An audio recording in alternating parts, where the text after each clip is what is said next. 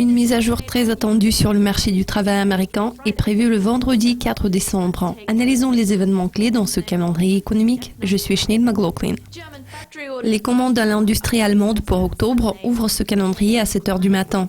Elles ont été en baisse au cours des 3 derniers mois. Cette estimation est censée montrer un rebond, mais il convient de noter que les deux estimations précédentes suggéraient également une reprise.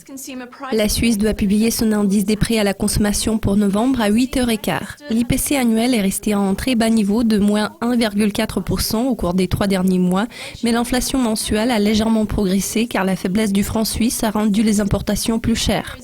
La zone euro fera connaître son PMI de détail pour novembre à 9h10.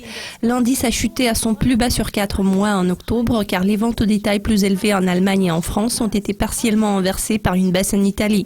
Pourtant, l'indice reste bien au-dessus de la barre des 50 points, ce qui indique une expansion dans le secteur du détail. À 13h30 GMT, nous apprendrons le rapport américain sur l'emploi étroitement surveillé pour novembre.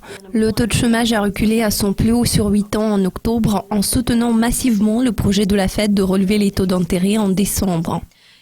La balance commerciale américaine pour octobre sera disponible à la même heure. Le déficit commercial s'est contracté en septembre car les exportations ont progressé tandis que les importations ont reculé. Paradoxalement, une forte baisse des importations de pétrole brut représente plus d'un quart de la baisse générale. La version canadienne des mêmes publications est également programmée à cette heure-ci. Le rapport sur l'emploi d'octobre est apparu meilleur que prévu car plus de travailleurs temporaires ont été embauchés pour les élections fédérales. Le déficit commercial du Canada s'est amélioré en septembre car les exportations ont augmenté, stimulées par les biens de consommation et l'énergie, tandis que les importations ont enregistré la première baisse en 4 mois. Le PMI Ivy canadien pour novembre conclut le calendrier à 15h. Le rapport d'octobre a surpris à la baisse car l'indice a perdu 0,6 points. Vous avez regardé le calendrier économique pour vendredi. Demain, nous vous présenterons la liste des communiqués de presse à surveiller lundi. Au revoir.